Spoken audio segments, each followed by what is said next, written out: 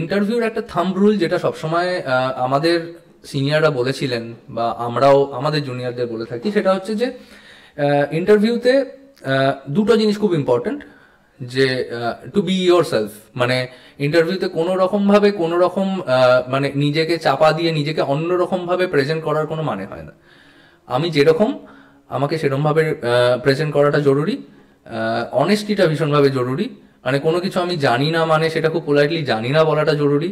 সেটাকে কোনো রকম ঘুরিয়ে ফিরিয়ে উত্তর দিলে কিন্তু ইন্টারভিউ বোর্ড 1 মিনিটে ধরে নেবে যে সে এটা জানে না, অত এটাকে মেকআপ করতে চাইছে না। এটা আমার একদম পার্সোনাল ওপিনিয়ন, এটা যে কোনো কম্পিটিটিভ এক্সামে ভাগ্য ব্যাপারটা একটু হলেও কাজ করে। কিন্তু যেটা ইম্পর্টেন্ট সেটা হচ্ছে ভাগ্যের ওপরই পুরোটা ডিপেন্ডেন্ট এটা কিন্তু নয়। আমি যদি বলি ভাগ্য থাকারও দরকার আছে, তার সাথে কিন্তু সেটা যদি 10% 15% হয়, বাকি 80-85% কিন্তু এফার্ট, মানে সিনসিয়ার এফার্ট। আমরা যারা সাধারণ লোক তাদের কিন্তু প্রতিদিন দিনের মধ্যে একটা অল্প সময়, 0.5 ঘন্টা 45 মিনিট, খুব বেশি হলে 1 ঘন্টা, এই সময়টুকু বের করলে কিন্তু আমাদের বেসিক ফিটনেসটা ঠিক রাখার জন্য সেটা যথেষ্ট। এবং আমি এটা বিশ্বাস করি যে কোনো মানুষ 24 ঘন্টার মধ্যে থেকে যদি এই 1 ঘন্টার একটা স্লট বের করে প্রতিদিন, তাহলে তার কাজ কিন্তু হ্যাম্পার করে না। আমরা কিন্তু অকারণ প্রচুর সময় নষ্ট করি। সেই অকারণ সময়টা নষ্ট না করে এটা যদি করি, এটা আমার হেলথ ঠিক রাখবে, আর সাথে সাথে সেটা আমার মানে সেটা আমার যেটা আসল কাজ সেটার জন্য আমাকে আরো বেশি এনার্জেটিক রাখবে। তো এই সব মিলিয়ে মানে আমি এই ফিটনেসকে গুরুত্ব দিই। আমি চেষ্টা করব যে ভবিষ্যতেও আরো বয়স বাড়বে, যখন আরো এজ ওয়াইজ যখন আরো সিনিয়র হব, তখনও পর্যন্ত ফিটনেস রিলেটেড কিছু না কিছু চালিয়ে যাওয়ার। সেটা যাই হোক, সেটা খেলাধুলা হতে পারে। আমি যখন হাওড়া কমিশনারেটে ছিলাম, আমি তখন এসিপি মানে এসিপি ডিটেকটিভ ডিপার্টমেন্ট হিসেবে পোস্টেড ছিলাম। তো তখন হাওড়াতে একটা ইললিগাল আর্মস ফ্যাক্টরি আমরা ডিটেক্ট করেছিলাম। এটা মানে অবভিয়াসলি আমি একা বলবো না, মানে আমার পুরো টিম এটা করেছিল। তো বেসিক্যালি ওখান থেকে আমার এখনো যতদূর মনে পড়ছে প্রায় 120টা semi made weapons, illegal weapons পাওয়া গিয়েছিল। সেটা নিয়ে খুব বড় নিউজও হয়েছিল। তো ওটা আমার চাকরির অনেকটাই শুরুর দিকে।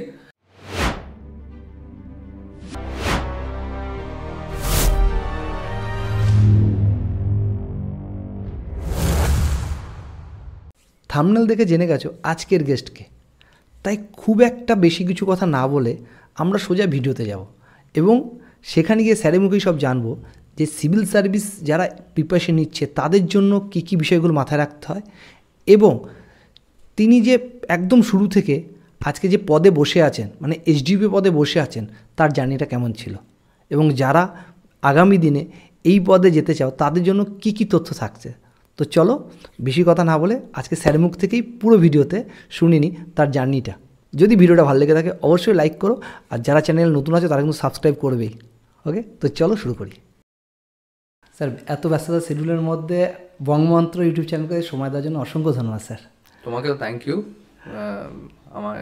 আমাকে নিয়ে পডকাস্ট করার জন্য। সেটা অনেকদিন ধরে ইচ্ছা ছিল স্যার, যদিও আপনাকে আমরা 3 বছর ধরে দেখছি, তার আগের বিষয়টা আমরা সেভাবে কিছু জানি না। তো আপনার যদি প্রথম জীবন বা আপনার পড়াশোনার লাইফ বা স্ট্রাগলের সময়টা যদি একটু শেয়ার করেন সবার সাথে। পড়াশোনার আমি একদম তাহলে শুরু থেকে বলি। আমার স্কুলিং পুরোটাই, মানে আমি basically Kolkata, south Kolkata based, ওখানেই বর্ন অ্যান্ড ব্রট আপ। আমার স্কুলিং পুরোটাই যাদবপুর বিদ্যাপীঠে।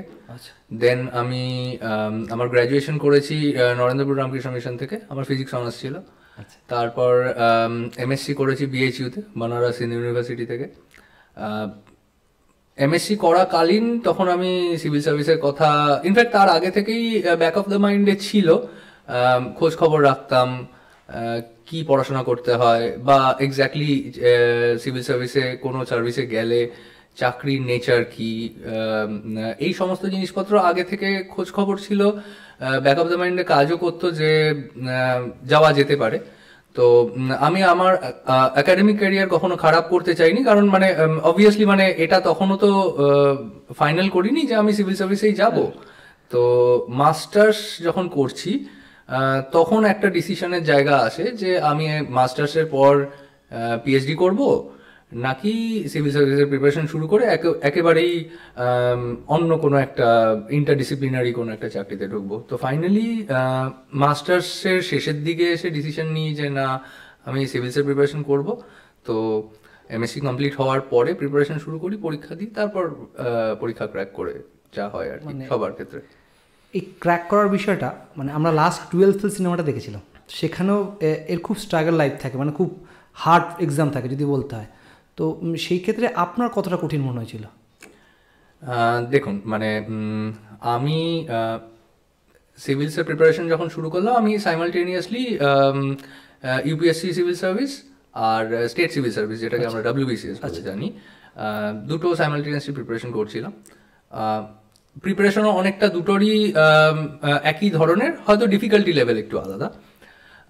তো আমার যেটা আগে হতো সেটাতেই জয়েন করে যেতাম। তো আমার 2010-এ মাস্টার্স কমপ্লিট হয়, 2012-র এক্সাম আমি ক্র্যাক করি WBCS। আচ্ছা, তো স্ট্রাগল আমি ঠিক বলবো না সেই অর্থে, মানে আমার ক্ষেত্রে ব্যাপারটা একেবারেই সিনেম্যাটিক নয়। আমার শুধু একটা ডিসিশন নেওয়ার জায়গা ছিল যে আমি ইউজুয়াল একাডেমিক ক্যারিয়ারে যাব, যেটা আমার ব্যাচমেটরা বলবো মোর দ্যান 90% ব্যাচমেট যেটা করেছে, নাকি আমি তার থেকে বেরিয়ে এসে এটা পার্সু করবো। তো সেইটার একটা দ্বন্দ্বের জায়গা ছিল, একটা ডিসিশন নেওয়ার জায়গা ছিল। তো ফাইনালি ডিসিশন যখন নিয়েছি, তারপর ইউজুয়াল সব অ্যাসপিরেন্টসরা যেরকম করে সেরকম ভাবে প্রিপারেশন শুরু করা, পরীক্ষা দেওয়া, পরীক্ষা ক্র্যাক করা, সেভাবে হয়েছে। ফ্যামিলি কি পুরোটাই সাপোর্ট ছিল নাকি আপনি আপনার মতো ডিসিশন নিয়েছিলেন? না, দেখুন, আমার ফ্যামিলির ক্ষেত্রে মানে আমার মা বাবা আমার ক্যারিয়ারের ব্যাপারে বা ক্যারিয়ার রিলেটেড ডিসিশনের ব্যাপারে ভীষণভাবেই লিবারেল ছিলেন। মানে কোনোদিন এইটা হতে হবে বা এইটা করতে হবে এই ধরনের প্রেশার কিন্তু আমার উপর ছিল না। ছোটবেলা থেকে সবসময় যেটা বলতেন সেটা হচ্ছে পড়াশোনাটা ঠিকঠাক করা, যে কোনো একটা ঠিকঠাক ক্যারিয়ার অপশন চুজ করা, যাতে আমার পরবর্তীকালে স্মুথলি বাকি জীবনটা কাটাতে পারি। তো সেক্ষেত্রে বলবো কোঅপারেশন তো ডেফিনেটলি ছিল। মানে আমি একটা সময়, মানে এটা নিয়ে যদি আমি ফার্দার বলি, একটা সময় যখন আমি ইঞ্জিনিয়ারিং পার্সু করলাম না 12th-এর পরে, আমার ব্যাচমেটদের মধ্যে বেশিরভাগ বলতে একটা বড় অংশ ইঞ্জিনিয়ারিং পড়তে গেল। তো আমি ইঞ্জিনিয়ারিং এর ইভেন আমি কাউন্সেলিংয়েও যাইনি। আমার ফিজিক্স ভালো লাগতো, আমি তখনই ঠিক করেছিলাম যে আমি হায়ার স্টাডিজ ফিজিক্স নিয়ে করব। তো তখন আমি গ্র্যাজুয়েশন ফিজিক্স অনার্স দিয়ে শুরু করলাম। সেক্ষেত্রে বাড়ির লোকের কখনো আপত্তি হয়নি। তারপরে যখন আমি কনভেনশনাল যেটা আমার ক্যারিয়ার অপশন হতে পারতো, একাডেমিক্সে ফার্দার পিএইচডি করা, রিসার্চ করে তারপর সেই ওরিয়েন্টেড কিছু করা, সেটা না করে হঠাৎ করে আমি এমএসসির পরে যখন সিভিলসের প্রিপারেশন শুরু করলাম, তখনও কিন্তু মা বাবা আপত্তি করেননি।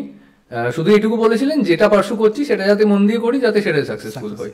তো ডেফিনেটলি এটা তো একটা বড় সাপোর্ট, মানে ফ্যামিলি থেকে ফুললি সাপোর্ট। একদম সাপোর্ট ছিল। অনেকে বলে, মানে আমরা যদি সিভিল সার্ভিসের এক্সাম পাই, বড় বড় এক্সাম নিয়ে কথা বলি, অনেকে বলে ভাগ্যের দরকার আছে। মানে অনেকেই, মানে আপনি আমাদের স্টুডেন্ট লাইফে যারা আছে তারা অনেক বলে ভাগ্য হলে পাওয়া যায়, নাহলে পাওয়া যায় না। ইভেন 12 ফেল সিনেমাটাও সেরকম কিছু ক্যারেক্টার ছিল।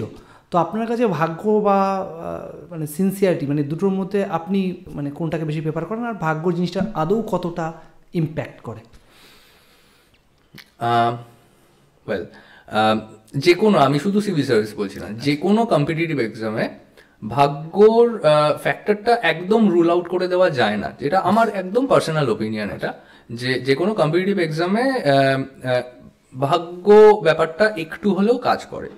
কিন্তু যেটা ইম্পর্টেন্ট সেটা হচ্ছে ভাগ্যের ওপরই পুরোটা ডিপেন্ডেন্ট এটা কিন্তু নয়। আমি যদি বলি ভাগ্য থাকারও দরকার আছে, তার সাথে কিন্তু সেটা যদি 10% 15% হয়, বাকি 80-85% কিন্তু এফার্ট, মানে সিনসিয়ার এফার্ট।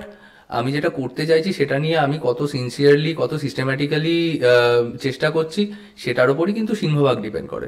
হয়তো খানিকটা ভাগ্যের একটা ব্যাপার থাকে, এবার সেটা নিয়ে ভেবে তো মানে এই ভাগ্যের কথা যত কেউ ভাববে, কোনো অ্যাসপিরেন্ট, মানে আমিও তো একটা সময় অ্যাসপিরেন্ট ছিলাম, ভাগ্যের কথা যে যত ভাববে তার কিন্তু মোটিভেশন তত লুজ হবে।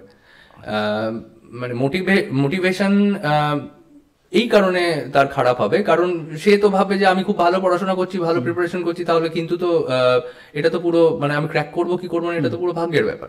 তো সেটা হলে তার পড়াশোনা করার, তার প্রিপারেশন করার মোটিভেশন আসবে কোত্থেকে? সো আমার একান্ত পার্সোনাল ওপিনিয়ন হচ্ছে যে ভাগ্য হয়তো একটা ছোট একটা ফ্যাক্টর যেটা একটু হলেও কাজ করে, কিন্তু এফার্টটাই মেজর ফ্যাক্টর। তো আমার মনে হয় খুব ঠিকঠাক করে এফার্ট দিয়েছে অথচ হয়নি, এরম হয়তো কিছু সংখ্যক মানুষ থাকতে পারে, কিন্তু বেশিরভাগই ঠিকঠাক এফার্ট দিয়ে চেষ্টা করা লোকজন কিন্তু ফাইনালি সাকসেসফুল হয়েছে। এই মুহূর্তে যারা মানে প্রেজেন্ট সময় যারা অলরেডি সিভিল সার্ভিসের জন্য এক্সাম নিয়ে পড়ছে বা প্রিপারেশন হচ্ছে, তাদের জন্য আপনি কি বলবেন? মানে তাদের আপনি কিভাবে তাদের লক্ষ্যে স্থির থাকতে বলবেন? এটা আমি তোমার আগের কোয়েশ্চেনেই যেটা বললাম সেটা হচ্ছে যে লক্ষ্যে স্থির থাকার আগে আমি কি করতে চলেছি সেটা সম্বন্ধে একখানা ক্ল্যারিটি নিজের কাছে থাকা দরকার আছে। যে সিভিল সার্ভিস অ্যাসপিরেন্ট আছে বা যে অন্য কোনো যে কোনো একখানা প্রফেশনে যেতে চায়, সেই প্রফেশনে গিয়ে আমি ঠিক কি কাজ করব, সেই কাজটা আমার পছন্দের কিনা, মানে সেই কাজটা নিয়ে আমি আমার 30-35 বছরের একটা ক্যারিয়ার কাটাতে পারবো কিনা, সেটাতে আমি কন্টিনিউ করে আমি নিজের স্যাটিসফ্যাকশন নিয়ে ডিসপোজ অফ করতে পারবো কিনা পুরো ব্যাপারটা। আর আমার যদি এরকম কোনো টার্গেট থাকে যে আমার কাজে আমিও স্যাটিসফাইড হব, আর সাথে আমার কাজে আর 5 জনেরও কোনো না কোনো রকম উপকার হবে, মানে আমি সোসাইটিকে সামান্য কিছুটা হলেও কন্ট্রিবিউট করতে পারবো, এই ব্যাপারগুলো নিয়ে যদি ক্ল্যারিটি কারো কাছে থাকে তাহলে ডেফিনেটলি সেইটা থেকেই তার মোটিভেশন থাকবে। এবার কেউ যদি ঠিকঠাক করে মোটিভেটেড হয়ে কোনো একটি পথে এগোয়, তো এক্ষেত্রে যেহেতু সিভিল সার্ভিস প্রসঙ্গ, সিভিল সার্ভিসের পথে এগোয়, তাহলে মানে সেটাই যথেষ্ট। আর বাকিটা কিন্তু একটা প্রসেসের মতো, কি পড়তে হয়, কিভাবে পড়তে হয়, পরীক্ষাতে কি লিখতে হয়, কিভাবে লিখতে হয়, এই সমস্তটা প্রসেস। কেউ যখন একবার মন বানিয়ে নেবে, সে যখন একবার তার ফোকাস ঠিক করে নেবে, এই প্রসেসটায় কিন্তু আপনা আপনি সে ঢুকে যাবে। শুধু সিস্টেম্যাটিক ওয়েতে সেটা হয়তো এগোনোর একটা ব্যাপার আছে, কিন্তু এই প্রসেসটা সবার ক্ষেত্রে মোরাললেস এক। শুধু শুরুটা এমন করে করতে হবে যাতে আমি শুরু করার পর মাঝপথে ছেড়ে দিচ্ছি বা মাঝপথে ডিমোটিভেটেড হয়ে যাচ্ছি, এইরকম ব্যাপারটা যেন না হয়। তো মানে আমি যারা অ্যাসপিরেন্ট আছে তাদের জন্য মানে অ্যাজ এ সিনিয়র, আমি যদি অ্যাজ এ সিনিয়র বলতে তারা যদি পরবর্তীকালে আমার সার্ভিসে আসে বা অন্য কোনো সার্ভিসে যায়, তাদের জন্য আমার এইটুকুই বলার যে ওয়ান্স ইউ ডিসাইড যে এটা আমার জন্য খুব সুটেবল, একবার যদি ঝাঁপায় তাহলে একেবারে ফুল ফ্লেজেড ঝাঁপাতে হবে, মানে হাফ হার্টেডলি কোনো কিছুই কিন্তু জীবনে সেকেন্ড প্ল্যান রাখলে চলবে না। না, সেই প্রসঙ্গে বলবো মানে হাফ হার্টেডলি করা যাবে না, কিন্তু তার মানে এই নয় যে ব্যাকআপ প্ল্যান থাকবে না। ইনফ্যাক্ট অনেকে আমার জুনিয়ররা, যাদের মধ্যে অনেকে তার পরবর্তীকালে ক্র্যাক করে আমার জুনিয়র হয়ে ডিপার্টমেন্টে রয়েছে, একটা সময় হয়তো আমার সাথে কথা বলেছে, তাদের যা প্রশ্ন বা আমি এক সময় প্রিপারেশন করতাম যখন আমার সিনিয়রদের জিজ্ঞেস করতাম, তো সবাইকে কিন্তু আমি যেটা বলি সেটা হচ্ছে একটা ব্যাকআপ প্ল্যান রাখা উচিত। কারণ একটু আগে তুমি যেটা বলছিলে না যে ভাগ্যের ব্যাপার, কোনো কারণে কারোর হয়তো ক্র্যাক হলো না বা একটা কয়েক বছরের স্প্যান সে নিল, সেই কয়েক বছরের মধ্যে সাকসেসফুল হলো না, তার মানে তো এই ব্যাপার নয় যে তার জীবন ব্যর্থ হয়ে যাবে। তো ডেফিনেটলি তাকে অন্য কোনো প্রফেশনে সাকসেসফুল হতে হবে। একটা ব্যাকআপ প্ল্যান এই কারণে রাখা উচিত, সেটা কিন্তু কিছুটা তাকে কনফিডেন্সও দেয়। কারণ সবসময় প্রিপারেশনের সময় যদি মনে হয় এটা না হলে আমার জীবন শেষ, তাহলে ওই ভয়টার জন্য কিন্তু প্রিপারেশন এফেক্টেড হয়। আমি পুরোপুরি মোটিভেটেড থাকবো যে আমি প্রিপারেশন করছি এবং আমার হবেই, কিন্তু সাথে আমার ব্যাক অফ দ্য মাইন্ডে এটাও থাকবে যে কোনো কারণে আমার যদি না হয় তাহলে তো আমার জন্য আরেকটা ওটা রয়েছেই, তাহলে সেই ভয়টা কাজ করবে না। ভয় যত কম থাকবে কাজের এফিসিয়েন্সি তত বাড়বে, সেটা কাজই হোক বা পড়াশোনায় হোক। একদম। আপনি বললেন যে আপনার ফ্যামিলি পুরো আপনার সাপোর্টে ছিল। আপনি যখন প্রথম ক্র্যাক করলেন, মানে সিলেক্ট যে আপনি সিভিল সার্ভিস হয়ে গেছে কমপ্লিট, কাকে জানালেন? না তার বাড়ির ফিলিংস কেমন ছিল? আমি যখন রেজাল্ট আউট হলো, আমার এখনো খুব স্পষ্ট মনে আছে, আমি তখন আরও একটি চাকরি করছিলাম, বেসিক্যালি সেন্ট্রাল গভর্নমেন্টে আমি একটা সার্ভিস করছিলাম তখন। তো ইনফ্যাক্ট আমি অফিসেই ছিলাম। তো যখন জানলাম যে হয়েছে, চেক করে দেখলাম যে হ্যাঁ আমার নামটা রয়েছে, তো ডেফিনেটলি আমি মা বাবাকে প্রথম জানিয়েছি। আচ্ছা, তো স্যার বাবা মাকে প্রথম জানালেন, এবার বাবা মা বাইরেও কেউ স্পেশাল কেউ ছিল যাকে জানিয়ে বেশ ভালো ফিলিংস বা ভালো মানে সময় কাটিয়েছিলেন এরকম কিছু একটা, যে হ্যাঁ এরকম একটা বিষয়? এটা আমি বুঝতে পারছি, মানে এই প্রশ্নগুলো মনে হয় 12th ফেলের মানে পরবর্তীকালীন প্রশ্ন, মানে অনেকে ওটার সাথে কোরিলেট করতে চায়। হ্যাঁ, মানে ব্যাপারটা আমি আগেই বললাম, আমার ক্ষেত্রে ব্যাপারটা একেবারেই সিনেম্যাটিক না। তবে হ্যাঁ, মানে আমার বর্তমানে যিনি আমার স্ত্রী, সে আমার অনেক আগে থেকেই পরিচিত ছিল। ইভেনচুয়ালি সে আমার ব্যাচমেট ছিল এক সময়কার। তো তো আমার সিভিল সার্ভিসের প্রিপারেশনে ও আমাকে খুব বেশি এনকারেজ করেছে। তো ডেফিনেটলি ক্র্যাক করার পরে যখন আমি দেখলাম আমি সিলেক্টেড হয়েছি, তখন আমি মা বাবার পরে ওকেই জানিয়েছিলাম। আচ্ছা আচ্ছা, মানে আপনি বললেন যে ম্যাডাম এনকারেজ করেছিল আপনাকে, মানে আপনাকে উৎসাহ দিয়েছিলেন। 12 তো সেম জিনিস ছিল, তো মানে সিভিল সার্ভিস জন্য কি লাভ একটা বড় ফ্যাক্টর? এইভাবে মানে এই ব্যাপারটা কিন্তু একেবারেই লিনিয়ার নয়, মানে দুটোই আলাদা। এবার এক একজনের মোটিভেশন এক একজনের কাছ থেকে আসে। অনেকেরই আছে বাড়ি থেকে আসে, অনেক সিভিল সার্ভেন্ট রয়েছেন যাদের ফ্যামিলিতে আরো অনেক সিভিল সার্ভেন্ট রয়েছেন, তাদের থেকে তাদের সরাসরি তাদের মধ্যে বেড়ে উঠতে থেকে তাদের দেখে একটা মোটিভেশন পাওয়া যায়। অনেকে আছে তার কোনো সিনিয়রকে দেখে কেউ মোটিভেশন পায়। ডেফিনেটলি প্রত্যেকের লাইফে কিছু লোক থাকে যারা তার ক্যারিয়ারকে ঠিক পথে নিয়ে যাওয়ার জন্য মোটিভেশন দেয়। সেটা মা বাবা হতে পারে, সেটা তার স্ত্রী হতে পারে, সেটা তার ভাই বোন দাদা দিদি হতে পারে, কোনো রিলেটিভ, কোনো বন্ধু, কোনো টিচার, যে কেউ হতে পারে। এটা হয়তো একদম পার্সন টু পার্সন ভ্যারি করে। তো ওই জন্য বলছি ব্যাপারটা এরকম ভাবে লিনিয়ার নয়, মানে কোনো মুভির মতো নয়। তো এই আচ্ছা স্যার, আমরা আপনাকে যতটা দেখেছি আপনি খুব ডিসিপ্লিন, মানে প্রথম থেকে দেখে আসছি। ইভেন সিভিল সার্ভিসে ডিসিপ্লিন থাকা তো বাধ্যতামূলক, কিন্তু আপনাকে যতটা দেখেছি আমরা, বা যতটা মানে সোশ্যাল মিডিয়া থ্রু বলুন বা পরিচিত স্যার হিসাবে যতটা চিনি, আপনি বরাবরই খুব ডিসিপ্লিন। এটা চাকরির আসার আগে থেকেও আমার মনে হচ্ছে।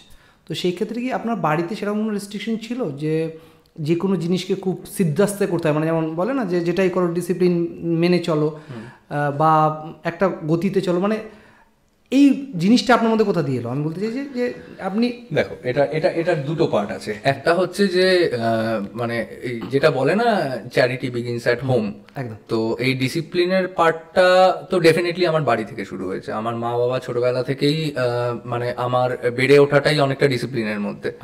তো একটা নিয়মানুবর্তিতা, সেটা পড়াশোনা হোক, খেলাধুলা হোক, অন্যান্য যে কোনো ক্ষেত্রে যাতে থাকে, সেই ব্যাপারটা আমার মধ্যে অনেকটা ইনভাইভড হয়েছে আমার ফ্যামিলি থেকে।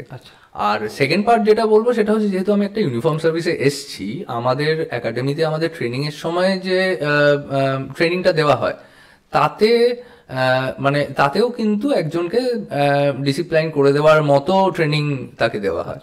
এবং মানে এটা বেসিক্যালি আমাদের চাকরির মানে একটা পার্ট অ্যান্ড পার্সেল। তো সেক্ষেত্রে বলবো শুরুটা বাড়ি থেকে হয়েছিল, পরে একাডেমি বা ডিপার্টমেন্ট সব মিলিয়ে আর কি আমাকে যেরকম আমাকে দেখছো সেটা এটার ফসল আর কি। আপনি কিছু না একটা কথা বললেন, মানে প্রথম প্রশ্নের মধ্যে যে আপনি অলরেডি একটা চাকরি করতেন, সেখান থেকে আপনি সিভিল সার্ভিসে এসেছেন। সেই চাকরি বিষয়ে যদি একটু বলেন, বা তার প্রসেসটা কী ছিল? মানে আমি বলতে চাই যে কেউ যদি অলরেডি কোনো একটা সার্ভিসে আছে, ডিপার্টমেন্টে আছে, সে যদি চায় যে না আমি আরও বড় পদে যাব, তাকে কীভাবে প্রিপারেশন? কারণ যেহেতু আপনি অলরেডি সিভিল সার্ভিস ছাড়াও অন্য একটা চাকরি থেকে এসেছেন, আমি সেটা জানতে চাইছি। অ্যাকচুয়ালি আমার কিন্তু সেইভাবে অন্য কোনো চাকরিতে যাওয়ার মতো টার্গেট নিয়ে আমি এগোইনি। আচ্ছা, মানে আমি এমএসসি করে যখন ফার্দার পিএইচডি করলাম না, তখন আমার সিভিল সার্ভিসে আসার জন্যই সেটা ছিল। মানে বেসিক্যালি মাঝখানে আমি আর কিছু কম্পিটিটিভ এক্সাম দিয়েছিলাম, মানে অ্যাজ ব্যাকআপ প্ল্যানই বলো, আর মাঝখানে স্টপ গ্যাপ জবই বলো। তো অবভিয়াসলি এসএসসির একটা কম্বাইন্ড গ্র্যাজুয়েট লেভেল এক্সাম হতো, সেটা ক্র্যাক হয়েছিল। তো সেখানে আমি জয়েন করেছিলাম, এবং মানে সেই জয়নিং পিরিয়ডটা ছিল জয়নিং থেকে এখানে ক্র্যাক করার মাঝখানে যে সময়টুকু, সেই চাকরি করেছিলাম। আমি চেন্নাইতে পোস্টেড ছিলাম। এখানে হওয়ার পরে আমি তারপর ওখানে রিজাইন করে চলে আসি। তো ওটা খুব শর্ট পিরিয়ড, কিন্তু ওই পিরিয়ডটা জাস্ট বসে না থেকে আমি চাকরিটা করেছি। মানে আপনি যেমন বললেন প্রথমে যে একটা সেকেন্ড প্ল্যান বা একটা ব্যাকআপ প্ল্যান রাখা দরকার, মানে আপনি সিভিল সার্ভিস ছিলেন তো তার সাথে সাথে আপনি একটা ব্যাকআপ প্ল্যান নিয়েও চলছিলেন। যে ব্যাকআপ প্ল্যান বলতে মানে তখন তো বেসিক্যালি সিভিলসের প্রিপারেশন করছি, বাকি এক্সাম অনেকে আছে প্রচুর এক্সাম দেয়, আমি অনেক কিছু দিইনি। আমি ব্যাংকের অফিসার র্যাঙ্কের যেটা ব্যাংক পিওর এক্সাম হয় ওটা দিয়েছিলাম, ওটা ক্র্যাক হয়েছিল। এসএসসি সিজিএল ক্র্যাক হয়েছিল। তো সিজিএল ক্র্যাক হওয়ার পরে আমি দেখলাম ইমিডিয়েটলি কিছুদিনের মধ্যে জয়েনিং চলে এলো। তো আমি বাড়িতে না থেকে আমি জাস্ট জয়েন করে গেছিলাম। সেটা একদিক দিয়ে ভালোই হয়েছে। চেন্নাইতে আমি যেটা করতাম সেটা হচ্ছে আমার খুব রেগুলার টাইপের জব ছিল। তো আমি ওখানে চাকরি করতাম, উইকেন্ডে ওখানকার একটা প্রাইভেট একাডেমিতে মক টেস্ট দিতাম, দিয়ে মানে আমার চাকরি আর প্রিপারেশন সাইমালটেনিয়াসলি চলছিল। তো মিনওয়াইল এটা ক্র্যাক হয়ে গেল, ওখানে রিজাইন করে সেখানে জয়েন করলাম। মানে খুব মোটা বুঝতে গেলে যে আপনার লক্ষ্য স্থির ছিল, টার্গেট এটাই ছিল যে হ্যাঁ আমি সিভিল সার্ভিস কমপ্লিট করব। আচ্ছা স্যার, আপনি বলেন ভাগ্যের খুব একটা মানে এফোর্ট থাকে না, থাকে বাট খুব নমিনাল পার্সেন্ট। আপনি যে পদে আছেন আজকে বা আপনি যে চেয়ারটাতে আছেন, এই পর্যন্ত কাউকে যদি আসতে হয়, একটা সাধারণ মানে খুব মধ্যবিত্ত বা নিম্ন মধ্যবিত্ত বা হাই প্রোফাইল যেই ফ্যামিলি হোক না কেন, তাকে কোন পথ বা কোন রুটটা থেকে আসতে হয়, বা তার শিক্ষাগত যোগ্যতাটা কোন রুটে যাওয়া উচিত? না মানে এই সিভিল সার্ভিস ব্যাপারটা না ভীষণভাবে ইন্টারডিসিপ্লিনারি। মানে এখানে এরকম কোনো থাম রুল নেই যে তাকে এই সাবজেক্টটা নিয়ে পড়াশোনা করলে বা এত দূর পড়াশোনা করলে তাকে আসতে হবে। একটা ক্রাইটেরিয়া আছে যে পরীক্ষাটা অ্যাপিয়ার করতে গেলে তাকে যে কোনো সাবজেক্টে গ্র্যাজুয়েশনটা কমপ্লিট করতে হবে। কিন্তু কোন সাবজেক্টে কত নাম্বার নিয়ে বা গ্র্যাজুয়েশনের পর তার মাস্টার্স আছে কি না আছে এগুলো কিন্তু ম্যাটার করে না। এবং যদি অল ইন্ডিয়া সার্ভিসেও দেখি বা যদি স্টেট সিভিল সার্ভিসেও দেখি, এক্সাম্পল এরকম আছে যে খুব খুব হাইলি এডুকেটেড, খুব হাইলি কোয়ালিফাইড অনেকে এসছেন।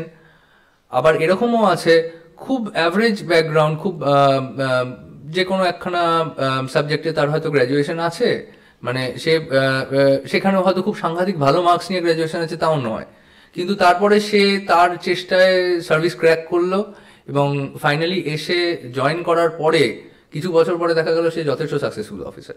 তো ওই জন্য মানে একাডেমিক কোয়ালিফিকেশনের কিন্তু কোনো মানে এরকম নিয়ম কানুন নেই যে এই শুধু গ্র্যাজুয়েশনটা ছাড়া এর বাইরে আর এরকম কোনো নিয়ম কানুন নেই যে তাকে এত মার্কস পেয়ে বা অমুক সাবজেক্টে এতটা ভালো হলে তবেই সে সিভিল সার্ভিসে আসতে পারবে। আচ্ছা, সিভিল সার্ভিসে আসতে গেলে ফেল করে বা এক বছর গ্যাপ দিয়েও কি সে কন্টিনিউ করতে পারে?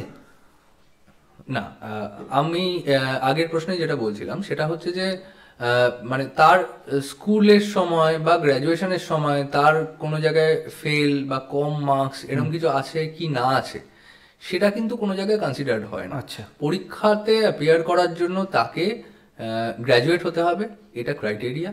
এবার গ্র্যাজুয়েট যে কোনো সাবজেক্টে যে কোনো মার্কস নিয়ে হলেই যথেষ্ট। সেটা যদি হয় তাহলেই সে সিভিল সার্ভিসে অ্যাপিয়ার করতে পারবে। এবার একবার যখন সে অ্যাপিয়ার করলো তখন কিন্তু একমাত্র ফ্যাক্টর এটাই যে সে পরীক্ষার খাতায় কি লিখে আসছে, আর তারপর সেটা যদি উতরে যায় তারপরে সে ইন্টারভিউতে গিয়ে কিভাবে পারফর্ম করছে।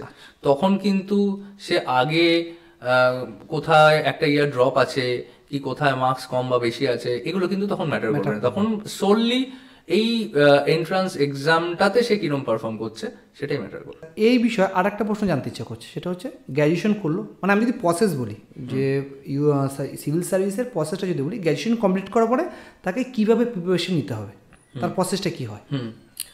প্রসেস বলতে আমি যেটা বলবো সেটা হচ্ছে গ্র্যাজুয়েশন কমপ্লিট করার পরে, মানে কেউ যদি গ্র্যাজুয়েশনের পরেই প্রিপারেশন নেওয়া বা পরীক্ষা দেওয়ার কথা ভাবে, তো সেক্ষেত্রে যেটা আপনার ক্ষেত্রেও হয়েছিল, আমি একটু আটকালাম, যেটা আপনার ক্ষেত্রে হয়েছিল আপনি আপনার গ্র্যাজুয়েশন বা আপনার মাস্টার ডিগ্রি পরে ভেবেছিলেন। হ্যাঁ, আমি কিন্তু আমার মানে যতদিন একাডেমিক্সে ছিলাম মানে গ্র্যাজুয়েশন বা মাস্টার্সের সময় তখন কিন্তু আমি প্রিপারেশন কখনো করি, মানে সিভিল সার্ভিস নিয়ে পড়াশোনা করিনি।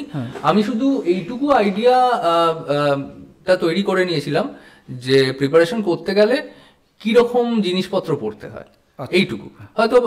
হয়তো আমি জাস্ট আমার সাবজেক্টের বা যেটা সিলেবাস সেই সিলেবাসে কি আছে তার কি রেলিভেন্ট বই হতে পারে সেই খোঁজ খবরটুকু করেছিলাম। এর বাইরে পড়াশোনা করা যেটাকে বলে সিভিল সার্ভিসের জন্য সেটা কিন্তু আমি করিনি।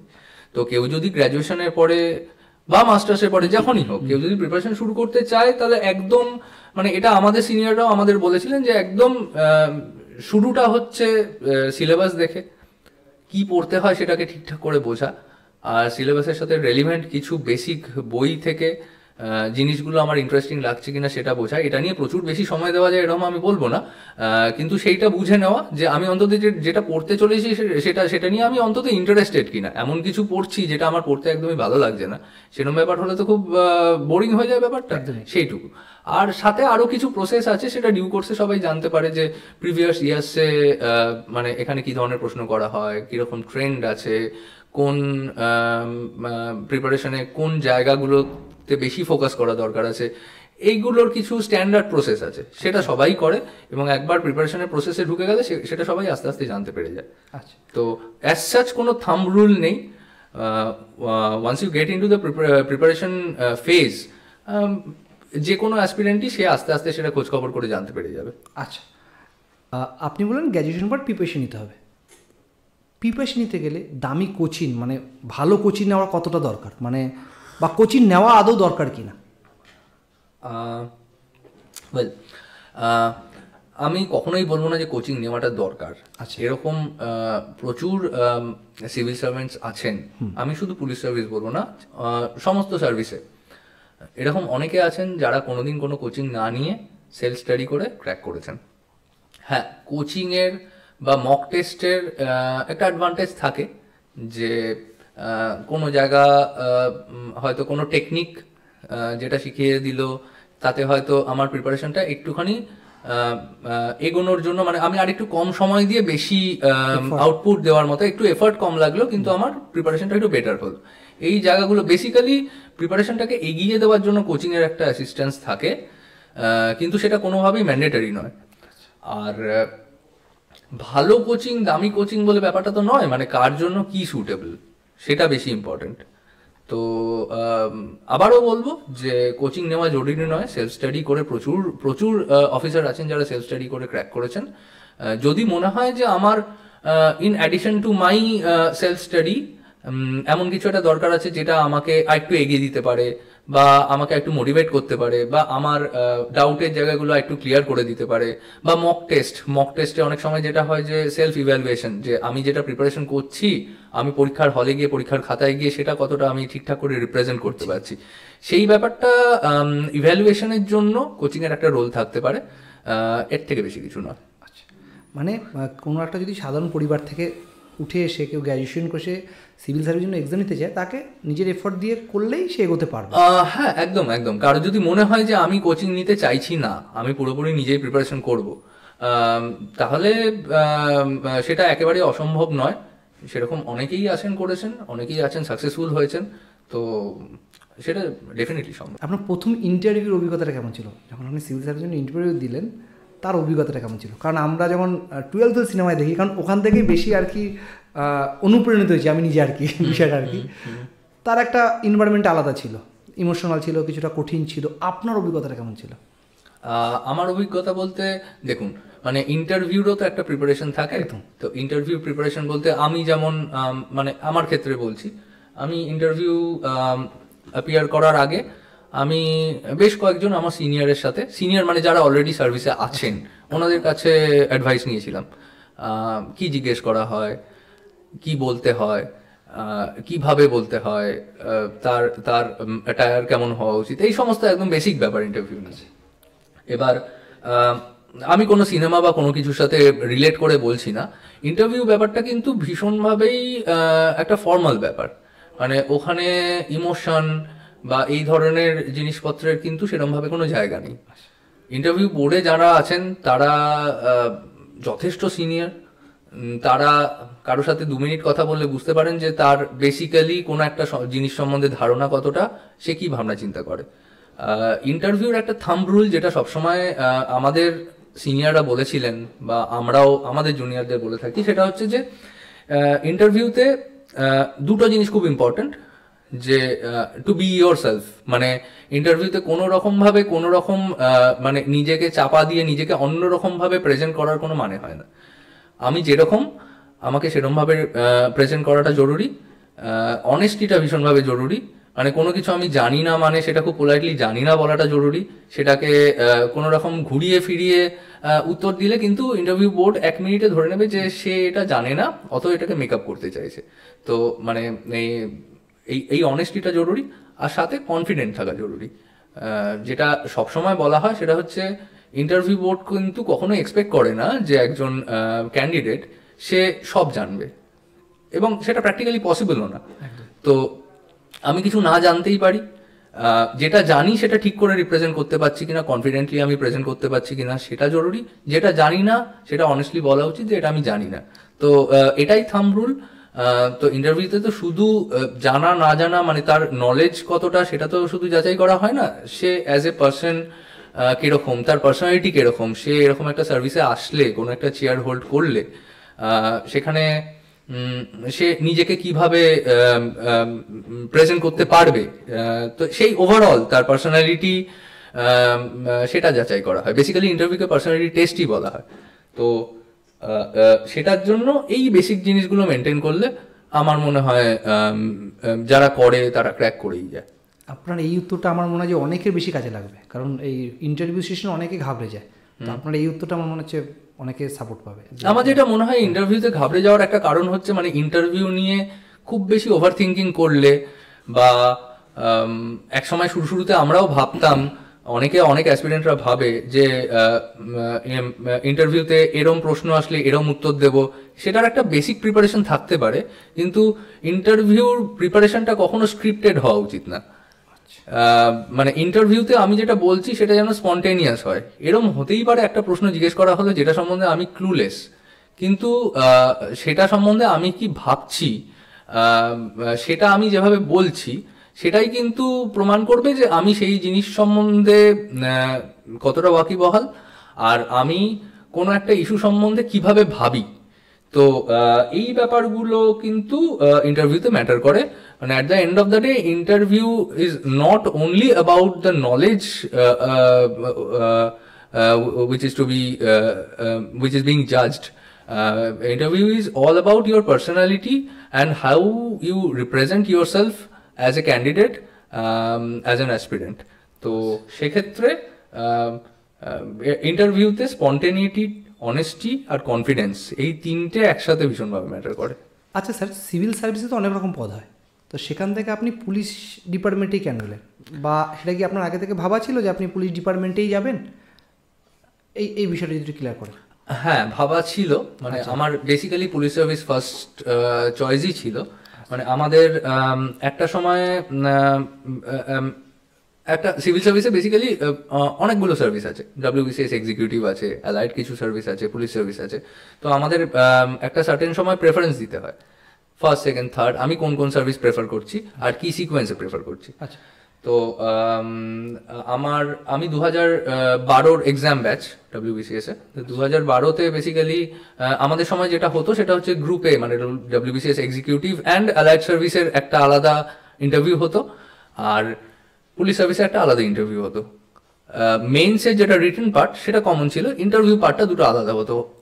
তো এবার আমি দুটো ইন্টারভিউ দিয়েছিলাম। আমার গ্রুপ এ অ্যান্ড অ্যালাইড সার্ভিসে আমার র্যাঙ্ক 3 ছিল ওয়েস্ট বেঙ্গলে, আর পুলিশ সার্ভিসের আমার র্যাঙ্ক 2 ছিল। তো কিন্তু যেহেতু আমার ফার্স্ট চয়েস ছিল পুলিশ সার্ভিস, ওই জন্য আমি এটাতেই সিলেক্টেড হয়েছি। তো এটা প্রি প্ল্যান ছিল। বেসিক্যালি আমি যেটা চাইতাম সেটা হচ্ছে, মানে আমি মানে এটা তখনও আমি ইন্টারভিউ বোর্ডেও বলেছিলাম, এতদিন পরে এখানেও বলছি, সেটা হচ্ছে আমি একটু ভার্সেটিলিটি চাইতাম আমার চাকরির ক্ষেত্রে। মানে আমি একদম টিপিক্যাল ডেস্ক জব এর বাইরে আমার কিছু ফিল্ড ওয়ার্ক থাকবে, এই ধরনের জিনিসপত্র। আর এর বাইরে ইউনিফর্ম সার্ভিসের আলাদা একটা অ্যাট্রাকশন থাকে, সেটা অনেকের ক্ষেত্রেই থাকে যারা অন্যান্য ইউনিফর্ম, মানে পুলিশ সার্ভিস ছাড়াও অন্যান্য ইউনিফর্ম সার্ভিসে যায়, মানে সে ডিফেন্স হোক, প্যারামিলিটারি হোক, বা অন্যান্য যে কোনো কিছু। তো সেটার একটা আলাদা ইচ্ছে থাকে, সেরকমই পুলিশ সার্ভিসের একটা আলাদা ইচ্ছে আগে হয়তো মনের ভেতর ছিল। তো ওই জন্য এটা ফার্স্ট চয়েস দিয়েছিলাম। তো র্যাঙ্ক ঠিকঠাক ছিল বলে আমি সিলেক্টেডও হয়েছি। আচ্ছা, আপনার প্রথম পোস্টিং কোথায় ছিল? আমার প্রথম পোস্টিং বলার আগে একদম শুরু থেকেই বলি, আমাদের মানে আমরা সিলেক্টেড হওয়ার পর জয়েন করেই আমাদের একাডেমি, যেটা স্টেট পুলিশ একাডেমি, সেটা ব্যারাকপুরে আছে। সেখানে আমাদের 1 বছরেরও একটু বেশি সময় থাকতে হয় বেসিক ট্রেনিংয়ের জন্য। বেসিক ট্রেনিংয়ের পরে আমাদের কোনো না কোনো একটা পার্টিকুলার ডিস্ট্রিক্ট অ্যাটাচমেন্ট হয়। আমার সেই ডিস্ট্রিক্ট অ্যাটাচমেন্ট ছিল আলিপুরদুয়ার ডিস্ট্রিক্টে। ডিস্ট্রিক্ট অ্যাটাচমেন্ট কমপ্লিট করার পরে ফাইনালি মানে আমরা ফুল ফ্লেজেড অফিসার হিসেবে পুরো রেসপন্সিবিলিটি দিয়ে পোস্টেড হই। তো সেই ফার্স্ট পোস্টিং আমার কোচবিহারে ছিল অ্যাজ ডিএসপি ক্রাইম। দেন কোচবিহার থেকে আমি হাওড়া কমিশনারেটে এসেছিলাম অ্যাজ এসিপি, দেন নদিয়া জেলা অ্যাজ ডিএসপি হেডকোয়ার্টার, দেন এখানে অর্থাৎ পূর্ব বর্ধমানে অ্যাজ এসডিপিও কাটোয়া। খুব শর্টলি হয়তো মানে আমার অবভিয়াসলি আমি এখন আন্ডার ট্রান্সফার অর্ডার আছি, খুব শর্টলি আমি এখন মুর্শিদাবাদে জয়েন করবো অ্যাজ এসডিপিও ফারাক্কা। আপনার প্রথম ডিউটি থেকে আজ পর্যন্ত ইভেন কিছুদিন পর তো আপনার ট্রান্সফারই হয়ে যাচ্ছেন, তো এর মধ্যে আপনার সব থেকে সুমধুর স্মৃতি, মানে আপনার সুমধুর স্মৃতি মিনস যে আপনি আপনার এই জবে এসে বা আপনার যে ডিসিশন ছিল যে আপনি পাবলিক সার্ভিসে আসবেন, আপনার সেটা মনে হচ্ছে আপনি সার্থক হয়েছে, যে আপনার এমন একটা স্মৃতি যদি আপনি উল্লেখ করেন। আমি এভাবে একটা বলবো কিনা এটা খুব ডিফিকাল্ট, ঠিক আছে, তবু একটা খুব মানে খুব প্রমিনেন্টলি যেটা আমার মনে আছে, আমি যখন হাওড়া কমিশনারেটে ছিলাম আমি তখন এসিপি ডিডি মানে এসিপি ডিটেকটিভ ডিপার্টমেন্ট হিসেবে পোস্টেড ছিলাম। তো তখন হাওড়াতে একটা ইললিগাল আর্মস ফ্যাক্টরি আমরা ডিটেক্ট করেছিলাম। এটা মানে অবভিয়াসলি আমি একা বলবো না, মানে আমার পুরো টিম এটা করেছিল। তো বেসিক্যালি ওখান থেকে আমার এখনো যতদূর মনে পড়ছে প্রায় 120টা semi made weapons, illegal weapons পাওয়া গিয়েছিল। সেটা নিয়ে খুব বড় নিউজও হয়েছিল। তো ওটা আমার চাকরির অনেকটাই শুরুর দিকে। তো যে কেউ চায় যে চাকরির প্রিপারেশনের যেমন মোটিভেশন লাগে, চাকরিতে এসে চাকরিতে কন্টিনিউ করার জন্য মোটিভেশনটা অনেকটা অক্সিজেনের মতো। তো কেউ সবাই চায় যে তার ক্যারিয়ারের শুরুর দিকে এমন এরকম দু একটা ঘটনা ঘটুক যাতে সে নিজেও রিয়েলাইজ করতে পারবে যে আমি যেটা করতে এসেছিলাম সেটা আমি করতে পারছি। তো এটা একটা আমার ভালো এক্সপিরিয়েন্স। এর বাইরে আছে বিভিন্ন এক্সপিরিয়েন্স আছে, কিছু কিছু মার্ডার কেস নদিয়াতে, এখানে বেশ কিছু মার্ডার কেসের ডিটেকশন যেখানে আমি পার্টিসিপেট করেছি, হয়তো আমার কিছুটা কন্ট্রিবিউশনের রয়েছে। ডিটেকশনের সাথে সাথে আমাদের আরও একটা বড় রোল থাকে, সেটা হচ্ছে কোনো একটা ক্রাইম হলো, সেটার ডিটেকশন হলো, তার ইনভেস্টিগেশন হলো, সমস্ত কিছু হয়ে গেল। তারপরে বেশ কয়েক বছর পরে তার ট্রায়াল স্টেজ যখন এলো, জুডিশিয়ারি থেকে যখন তার সাজা ঘোষণা করা হয়, যেটা কনভিকশন বলে, তো কনভিকশন যখন হয় তখনও কিন্তু আমাদের একটা ভালো লাগার জায়গা থাকে যে হ্যাঁ অ্যাকচুয়ালি যারা দোষী ছিল তাদের এগেইনস্টে ইনভেস্টিগেশন করে আমরা যা দিয়েছিলাম এবং সেই ইনভেস্টিগেশনটা প্রপার ছিল বলেই জুডিশিয়ারি থেকে তাকে কনভিকশন দেওয়া হলো। অর্থাৎ সেটাও একটা স্যাটিসফ্যাকশনের জায়গা যে দোষী সে শাস্তি গিয়ে ফাইনালি পাচ্ছে। তো সেরকমও কিছু কনভিকশনেরই আছে। আমি খুব স্পেসিফিক এক্সাম্পলে যাব না, এরকমও কিছু আছে। এরকম আমার এখনো মনে আছে নদিয়াতে একটা ডাকাতি কেস, তার কনভিকশন খুব রিসেন্টলি হয়েছে। তো এইরকম ছোট ছোট কিছু এক্সপিরিয়েন্স থাকে, সে ক্রাইমের ডিটেকশনই হোক, পরবর্তীকালে তার দোষীদের কনভিকশনই হোক, এরকম বেশ কিছু এক্সাম্পল রয়েছে যেগুলো আর কি টাইম টু টাইম আর কি অক্সিজেন দেয়, মানে আরেকটু ভালো করে কাজ করবার জন্য ইন্সপিরেশন পাওয়া যায়।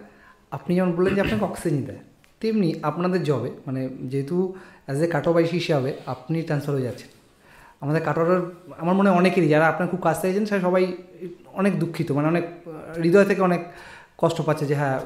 তো ইমোশনাল টাচটা একটা বড় থাকে। আপনার জার্নিটা কেমন থাকে? কারণ আপনি এমন একটা মানুষ, সব স্যাররা বা যে পদে আছে সে সবাই প্রত্যেকেই স্পেশাল এবং ভালো, বাট আপনি সামাজিকভাবে খুব বেশি অ্যাটাচ, সোশ্যালি খুব অ্যাটাচ, যার কারণে আপনার সাথে কাটোয়াবাসীর সাথে একটা আলাদা, আমার শুধু মনে হয় কাটোয়াবাসী না, আপনি যেখানে যেখানে গেছেন আপনাকে যতদূর আমরা বুঝতে পারছি তাতে সবার সাথে অ্যাটাচ হয়েছে।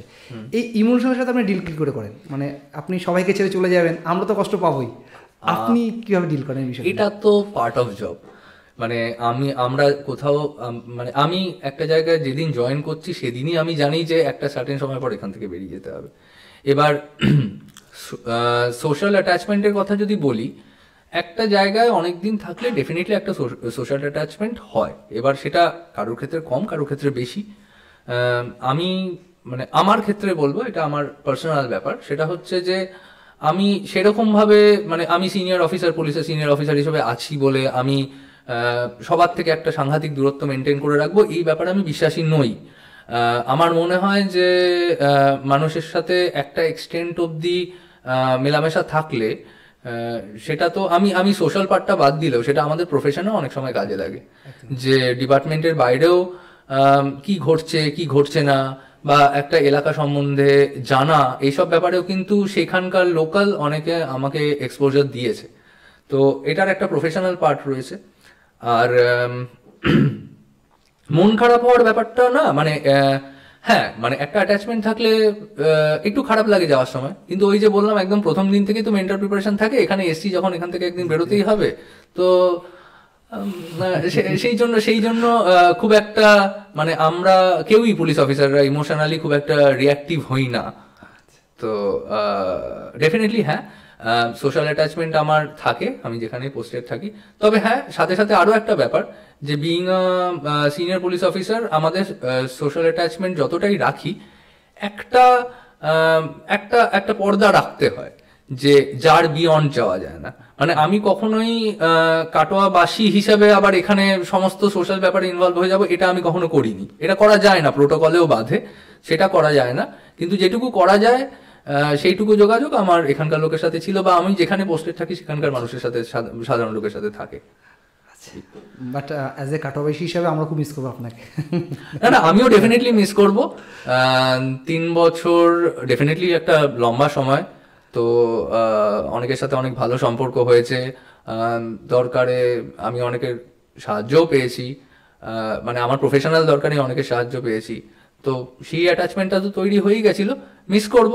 কিন্তু ঠিক আছে, এক জেলা থেকে আরেক জেলায় যাচ্ছি, কি আছে, মানে যাদের সাথে যোগাযোগ থাকার মতো তাদের সাথে তো ডেফিনেটলি থাকবে। একদমই তাই স্যার।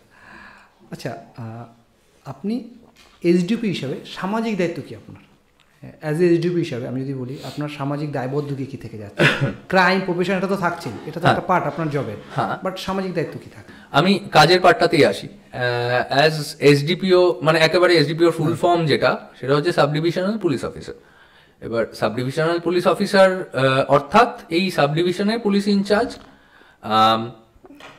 মানে হচ্ছে এই সাব ডিভিশনে crime related, law and order related যাবতীয় জিনিসপত্র আমি সুপারভাইজ করি। আমার সিনিয়রদের ইনস্ট্রাকশন এই রিলেটেড যা থাকে সেটা আমি কমপ্লাই করি, আর আমার জুনিয়র যারা আছে, আমার সাবঅর্ডিনেট যারা আছে, তাদেরকে সেটা এক্সিকিউট করাই। তো দায়িত্ব যদি বলি তাহলে একদম পুলিশের জেনারেল দায়িত্ব হচ্ছে মানে ক্রাইম ডিটেকশন আর প্রিভেনশন। ক্রাইমটাই আমাদের কাজের মেইন পার্ট। তো প্রিভেনশনটা হচ্ছে যাতে কোনো একটা ক্রাইমকে প্রিভেন্ট করা যায়, তার কিছু গ্রাউন্ড ওয়ার্কস থাকে।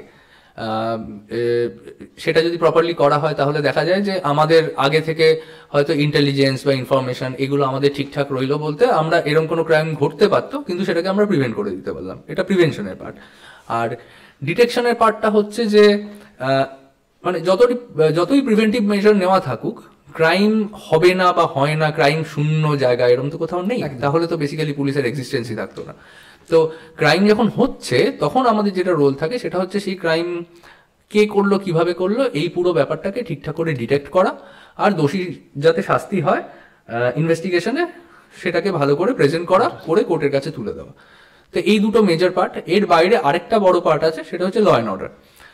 এবার ল অ্যান্ড অর্ডার মানেই, মানে ল অ্যান্ড অর্ডার শুনলেই অনেকের যেটা ধারণা সেটা হচ্ছে বিরাট ঝামেলা সামলানো। সেটাও যে হয় না, কোনো জায়গায় পথ অবরোধ হলো, সেটা থেকে প্রচন্ড অ্যাগ্রিভেট করলো সমস্যা, তার থেকেও বড় ল অ্যান্ড অর্ডার হয়। এর বাইরেও শিডিউল ল অ্যান্ড অর্ডার, যেটা কিনা মানে কোন একটা পার্টিকুলার জায়গার মানুষের সোশ্যাল লাইফের সাথে রিলেটেড। যেমন আমি কাটোয়া প্রসঙ্গেই বলি, কাটোয়াতে যেমন কার্তিক লড়াই কাটোয়ার একটা বলবো না, কাটোয়ার সবচেয়ে বড় ইভেন্ট। মানে দুর্গাপুজোর থেকেও বড় করে সেলিব্রেট করা হয় কার্তিক লড়াই। এবার সেটাও কিন্তু ল অ্যান্ড অর্ডার, কারণ সেটার একটা বিশাল বড় অ্যারেঞ্জমেন্ট থাকে, প্রচুর পুলিশ পার্সোনাল ডিপ্লয়েড থাকে, তার প্ল্যানিং, তার এক্সিকিউশন, এইগুলো একটা বড় পার্ট। তো এসডিপিও হিসাবে এগুলো যাতে প্রপারলি এক্সিকিউটেড হয়, সেই উৎসবটা যাতে প্রপারলি লোকে এনজয় করতে পারে, কোনো দুর্ঘটনা না ঘটে, এটা দেখাটাও আমার কাজ। তো এই সবটা মিলিয়েই, ক্রাইম, ল অ্যান্ড অর্ডার সবটা মিলিয়েই পুরো, মানে এটা একটা প্যাকেজের মতো, যে সবটা যদি ঠিকঠাক থাকে তাহলেই ঠিক রইলো। মানে আমি ক্রাইমের পার্টে বেশি কনসেন্ট্রেট করলাম, ল অ্যান্ড অর্ডারটা ঠিকঠাক দেখলাম না, বা শুধু ল অ্যান্ড অর্ডার রিলেটেড করলাম, ক্রাইম ওয়ার্ক করলাম না। কোনোভাবেই এটা নয়, মানে এই সমস্তটা নিয়েই ব্যাপারটা রয়েছে।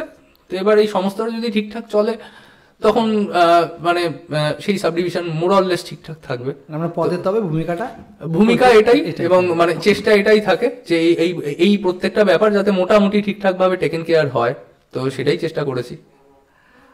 আপনার জব থেকে বেরিয়ে আবার পার্সোনালি আপনার কাছে যাচ্ছি আমরা, আপনি খুব ফিটনেসের উপর খুব ধ্যান দেন, সেটা আমরা সোশ্যাল মিডিয়া থ্রু হোক বা নর্মালি হোক দেখলেই পাওয়া যায়, এছাড়াও সোশ্যাল মিডিয়া থ্রু আমরা দেখতে পাই অ্যাক্টিভিটিগুলো। এই থাকা কারণটা কি, মানে শুধু কি আপনার জব নাকি আপনার আপনি আসার আগে আমরা একসাথে বসার আগে আপনার টিমের সাথে কথা হচ্ছিল যে আপনার লাস্ট 2 বছর জ্বর হয়নি, মানে শরীর খারাপের কোনো রকম কিছু দেখতে পাইনি, তো এর কারণগুলো কি?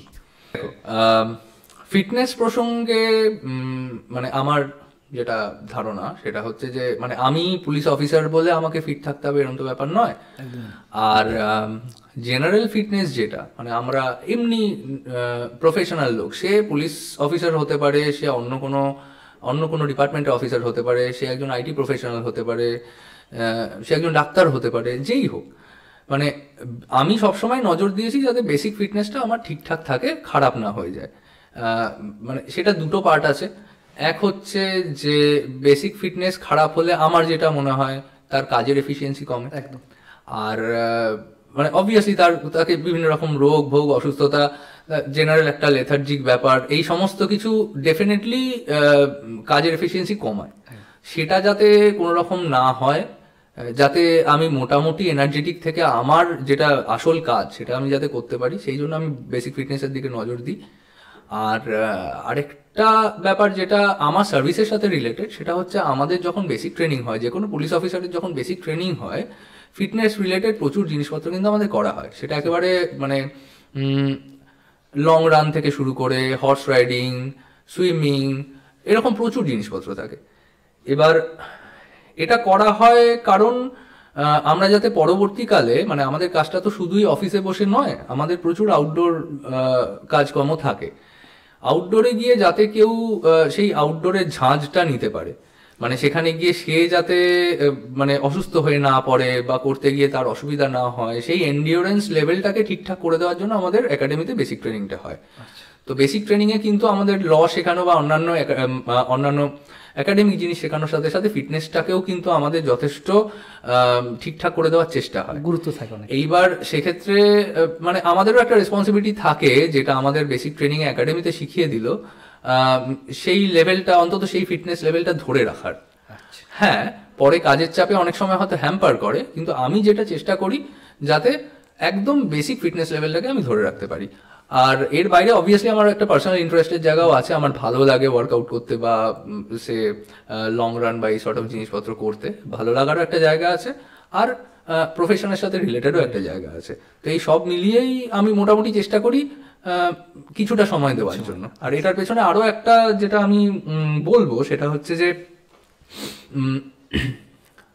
দেখো, ফিটনেসের জন্য কিন্তু মানে আমরা তো কেউ প্রফেশনাল অ্যাথলিট বা প্রফেশনাল স্পোর্টস পার্সন তা তো নই। আমরা যারা সাধারণ লোক তাদের কিন্তু প্রতিদিন দিনের মধ্যে একটা অল্প সময়, 0.5 ঘন্টা 45 মিনিট, খুব বেশি হলে 1 ঘন্টা, এই সময়টুকু বের করলে কিন্তু আমাদের বেসিক ফিটনেসটা ঠিক রাখার জন্য সেটা যথেষ্ট। এবং আমি এটা বিশ্বাস করি যে কোনো মানুষ 24 ঘন্টার মধ্যে থেকে যদি এই 1 ঘন্টার একটা স্লট বের করে প্রতিদিন, তাহলে তার কাজ কিন্তু হ্যাম্পার করে না। আমরা কিন্তু অকারণ প্রচুর সময় নষ্ট করি, সেই অকারণ সময়টা নষ্ট না করে এটা যদি করি, এটা আমার হেলথ ঠিক রাখবে, আর সাথে সাথে সেটা আমার মানে সেটা আমার যেটা আসল কাজ সেটার জন্য আমাকে আরো বেশি এনার্জেটিক রাখবে। তো এই সব মিলিয়ে মানে আমি ফিটনেসকে গুরুত্ব দিই। আমি চেষ্টা করব যে ভবিষ্যতেও আরো বয়স বাড়বে, যখন আরো এজ ওয়াইজ যখন আরো সিনিয়র হব, তখনও পর্যন্ত ফিটনেস রিলেটেড কিছু না কিছু চালিয়ে যাওয়ার। সেটা যাই হোক, সেটা খেলাধুলা হতে পারে, সেটা রানিং হতে পারে, সেটা জিম হতে পারে, যা হোক কিছু, আমি চেষ্টা করবো এটাকে মেনটেন করার। যারা পড়াশোনা করছে বা যারা একদম ইয়াং জেনারেশন, যারা পড়াশোনার সাথে সাথে সার্ভিসের জন্য প্রিপারেশন হচ্ছে বা যে কোনো তাদের যেটা ভবিষ্যতে গোল সেখানে প্রিপারেশন হচ্ছে, সেখানের সাথে সাথে ফিটনেসটা তাদের কতটা গুরুত্ব দেওয়া উচিত বা তাদের ফিটনেসের উপর কতটা মানে সময় দেওয়া উচিত, বিষয়টা যেটা কতটা সময় দেওয়া উচিত এটা নিয়ে আমি কোনো মন্তব্য করব না, কারণ এরম কোনো থাম্ব রুল নেই যে এতটুকু সময় দিতে হবে ফিটনেস বজায় রাখার জন্য। হ্যাঁ, করা উচিত কিনা বা এর পেছনে সময় দেওয়া উচিত কিনা সেই প্রশ্ন যদি আমায় করো তাহলে আমি ডেফিনেটলি বলবো হ্যাঁ। কারণ মানে আমি আবারও বলছি, মানে তাকে একটা পার্টিকুলার জিনিস যেতে হবে, জিম গিয়ে ওয়েট ট্রেনিং করতে হবে বা এরকম পার্টিকুলার কিছু করতে হবে, এটা কিন্তু জরুরি নয়। মানে তার বেসিক্যালি একটা ফিজিক্যাল অ্যাক্টিভিটির দরকার আছে। এইটা আমার কথা নয়, এটা কিন্তু আমরা যদি স্বামী বিবেকানন্দ পড়ি, উনিও কিন্তু সবসময় বলেছেন যে শরীরকে সুস্থ রাখা খেলাধুলার সাথে জড়িত, খেলাধুলার মধ্যে থাকা দরকার আছে। এরকম নয় যে আমি মাঠে গিয়ে ফুটবল খেলছি বলে আমার পড়াশোনা বা আমার কাজকর্ম হ্যাম্পার করছে, বরং সেটা বেটার হওয়ারই কথা। তো সেক্ষেত্রে যারা স্টুডেন্ট তাদের ক্ষেত্রেও ইনফ্যাক্ট আমাদের জেনারেশন বা আমাদের আগের জেনারেশনে আমরা দেখেছি যে খেলাধুলার একটা বড় রোল ছিল। মানে স্টুডেন্ট লাইফে প্রত্যেকে দিনের মধ্যে একটা সময় বিকেলের দিকে মাঠে যেত। এখন তো আমরা মাঠে যাওয়া ভুলে গেছি, মোবাইলের এখন আমরা মাঠে যাওয়া ভুলে গেছি। এখনকার বাচ্চাদের আমি যেটা দেখি যে মাঠের সংখ্যাও কমেছে, আর মাঠ থাকলেও মাঠমুখী নয়, রাদার গ্যাজেট মুখী। তো গ্যাজেট কখনোই মাঠে সাবস্টিটিউট হতে পারে। এবার কেউ গিয়ে ফুটবল খেললো, ক্রিকেট খেললো, ব্যাডমিন্টন খেললো, কেউ সকালে উঠে দৌড়তে গেল, কেউ দিনে কিছুক্ষণের জন্য জিম গেল, যা হোক কিছু, কিন্তু কিছু একটা ফিজিক্যাল অ্যাক্টিভিটি করলো, এটা কিন্তু জরুরি। সে স্টুডেন্ট হোক, সে প্রফেশনাল হোক, সে যেই বয়সেরই হোক, তার বয়সের সাথে কম্প্যাটেবল কিছু না কিছু ফিজিক্যাল অ্যাক্টিভিটি জরুরি বলে আমার মনে হয়। আচ্ছা, আপনি এই মতো বললেন, গ্যাজেটের কথা বললেন, আপনি সোশ্যালে খুব অ্যাক্টিভেট, মানে সোশ্যাল মিডিয়ায় যেটা দেখতে পাই। আপনার এই সোশ্যাল মিডিয়া অ্যাক্টিভেট থাকার কারণটা কি? মানে এতটা অ্যাক্টিভেট মিনস, মানে আমি যদি খুব মানে সোজাসুজি বলতে চাই, আপনি গ্যাজেটমুখী কতটা? আমি সোশ্যাল মিডিয়া আছি, আমার মোটামুটি একটা ইন্টারভ্যালে বিভিন্ন পোস্ট থাকে, কিন্তু সেই অর্থে কিন্তু আমি গ্যাজেট মুখী বলে নিজেকে মনে করি না। আমি সোশ্যাল মিডিয়াতে অ্যাক্টিভ থাকলেও আমি যে প্রচুর সময় দিই তা নয়। হয়তো যখন এলাম সোশ্যাল মিডিয়াতে তখন কিছু একটা পোস্ট করলাম এই অবধি, কিন্তু মানে আমি কোনোভাবেই নিজেকে ওটাতে, মানে আমি শুধু সোশ্যাল মিডিয়া বলছি না, আমি নিজেকে কোনোভাবেই কোনো গ্যাজেটের সাথে অ্যাডিক্ট হতে দিইনি। মানে সেটা হলে ইন টার্ন না, মানে সময়ের অনেকটা অভাব হয়ে যায়, কারণ ওটার পিছনে অনেকটা বেশি সময় চলে যায়। তো আমি কখনোই এটা নিজেকে অ্যালাউ করিনি যে আমি এতটাই বেশি সময় ওখানে দিয়ে ফেলবো যাতে আমার কাজ বা অন্যান্য জিনিস হ্যাম্পার করে। যেটুকু করার দরকার সেটুকু করি, হ্যাঁ করি না তা নয়, করি তো বটে, কিন্তু মানে সবকিছুর একটা লিমিট যেটুকু থাকা উচিত আমি সেই লিমিটটা ক্রস না করেই সেই সময়টুকু দিই। আচ্ছা স্যার, আপনি এই মতো বললেন যে আপনি নিজেকে কন্ট্রোল করেন, আপনি যতটা যেখানে এফোর্ট দাও ততটাই দেন, এখান থেকে চেষ্টা করি। হ্যাঁ, আচ্ছা, যেটাই হোক, তো চেষ্টা করেন মানে নিজের উপর কন্ট্রোলটা যথেষ্ট আছে। হ্যাঁ, এখান থেকে আমার পার্সোনাল একটা ইন্টারেস্টের একটা প্রশ্ন আপনাকে জিজ্ঞাসা করতে ইচ্ছে করছে, আপনি কি বই পড়েন? বই পড়ি, হ্যাঁ।